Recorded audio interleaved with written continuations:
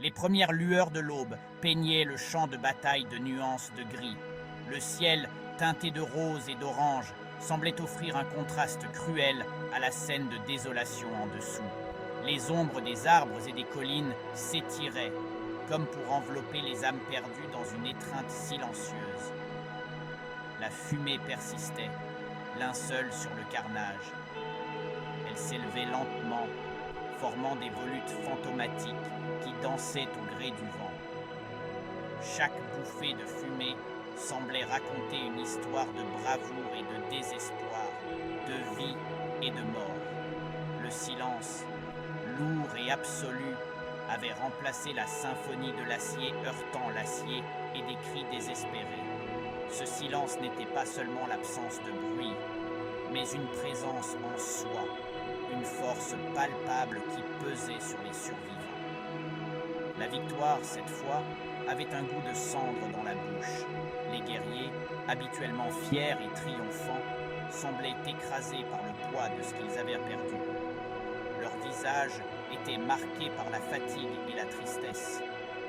Arthur Lewin, ses cheveux d'argent couverts de poussière, scruta la scène. Ses yeux, autrefois brillants de détermination, étaient maintenant ternes et fatigués. Il se tenait droit, mais chaque mouvement semblait être un effort immense. Chaque soldat tombé, ami comme ennemi, était une histoire interrompue, un avenir non écrit. Leurs corps jonchèrent le sol, témoins silencieux de la brutalité de la bataille. Chacun d'eux avait des rêves, des espoirs, des familles qui les attendaient. Le poids de leur sacrifice pesait sur lui, une douleur physique dans sa poitrine. Il ressentait chaque perte comme une blessure personnelle, une cicatrice sur son âme. La responsabilité de leur mort le hantait, le rendant presque incapable de respirer. Il ferma les yeux, invoquant le souvenir de leur visage, de leur rire, de leur courage indéfectible. Il se souvenait de leurs histoires, de leurs espoirs et de leurs rêves. Ces souvenirs étaient tout ce qui lui restait d'eux, et il s'y accrochait désespérément, refusant de les laisser disparaître dans l'oubli. Le vent portait des murmures à travers la terre brisée, comme des fantômes errants cherchant la paix. Des voix de camarades, désormais de simples échos dans sa mémoire, résonnaient dans l'air lourd de tristesse. Il voyait leurs visages, marqués par les horreurs auxquelles ils avaient été confrontés, des yeux vides de toute innocence. Entendait leurs appels à la pitié, des cris déchirants qui hantaient ces nuits sans sommeil. Sentait la chaleur de leur sang sur ses mains, une sensation qui ne s'effacerait jamais. Chaque vie prise, une pierre lourde ajoutée au cairn grandissant de sa culpabilité, un fardeau qu'il porterait toujours. Il se souvenait de leurs rêves, des promesses murmurées d'un avenir qu'ils construiraient ensemble, des espoirs brisés par la guerre, un avenir teinté de rouge par leur sacrifice, un horizon où le soleil se couchait sur un champ de bataille ensanglanté. Leur mort, leur souffrance, était-elle le prix de la paix? Une question qui le tourmentait sans cesse. La question le déchirait, serpent venimeux rongeant sa détermination, le laissant dans un abîme de doute et de désespoir. L'ennemi, se rappela-t-il, avait été impitoyable. Leurs lames avaient goûté au sang d'innocents, leur rire résonnant avec les cris des victimes. Il avait fait un choix terrible et nécessaire pour protéger son peuple, pour assurer un avenir sans peur. Pourtant, les visages des morts, alliés et ennemis, continuaient de le hanter. La frontière entre le bien et le mal s'estompait, le coût de ses décisions, une pilule amère à avaler. Chaque vie avait de la valeur, chaque mort laissait un vide impossible à combler. Le manteau du commandement, réalisa-t-il, était tissé de fils de choix impossibles et de fardeaux inimaginables. Diriger, c'était sacrifier, porter le poids d'innombrables vies sur ses épaules.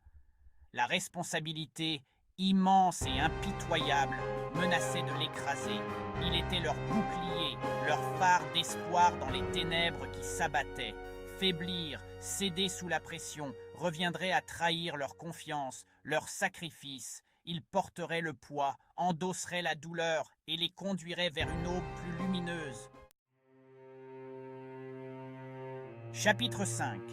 Fantômes d'hier. Dans les ruines d'une ville autrefois majestueuse, les souvenirs hantent les pierres brisées. Des souvenirs vifs et cruels l'assaillirent. Chaque image, chaque son, chaque odeur ramenait des moments de douleur et de perte.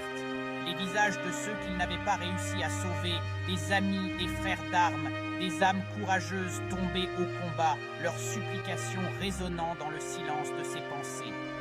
Les voix des disparus murmuraient des regrets et des adieux non dits. Chaque échec, une brûlure sur son âme, une cicatrice invisible mais toujours présente, un rappel constant de la fragilité de la vie et du spectre omniprésent de la mort. La mort, une ombre inséparable de son existence. Ils se souvenaient de leurs rires, de leurs rêves, des moments de camaraderie et de joie partagés, de leur confiance inébranlable en lui.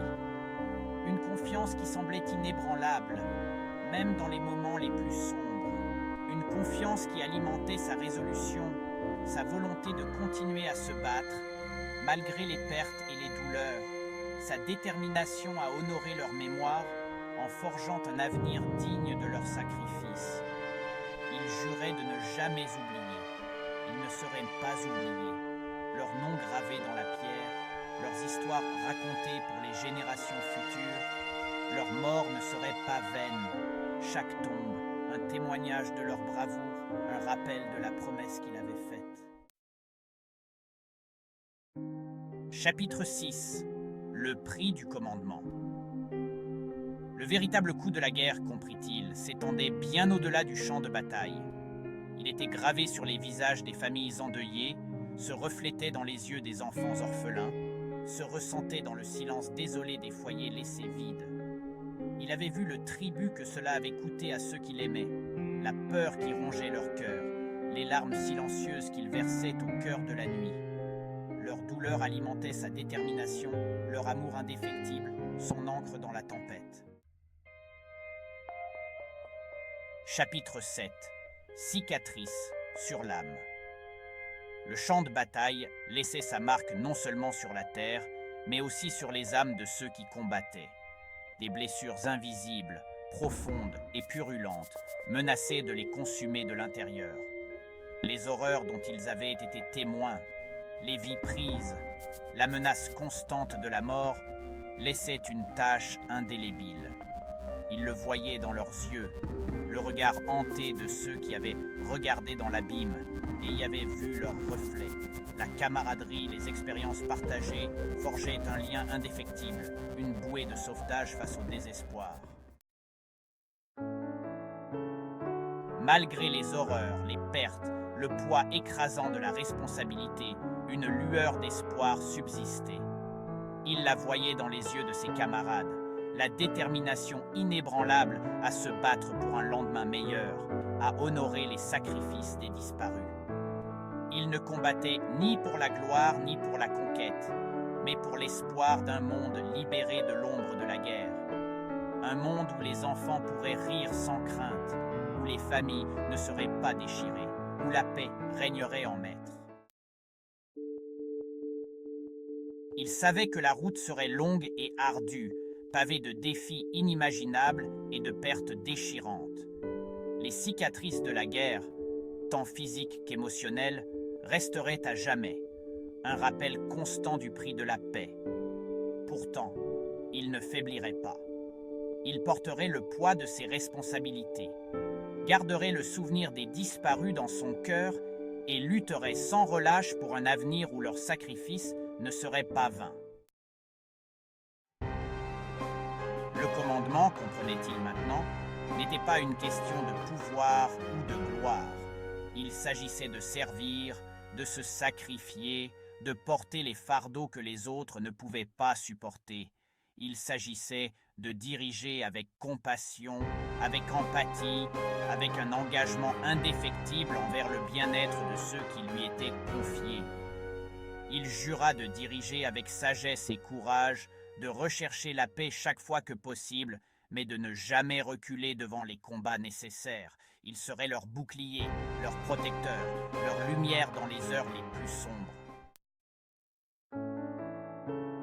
Alors que les premiers rayons de l'aube perçaient les ténèbres projetant de longues ombres sur la terre ravagée, une lueur d'espoir vacillait en lui. La guerre était loin d'être terminée, le chemin à parcourir semé d'embûches, mais il l'affronterait de front, guidé par les sacrifices des disparus et les rêves d'un avenir meilleur. Car dans leur mémoire, ils trouvaient la force de continuer, de lutter pour un monde où les échos de la guerre seraient remplacés par les rires des enfants et la promesse d'une paix durable.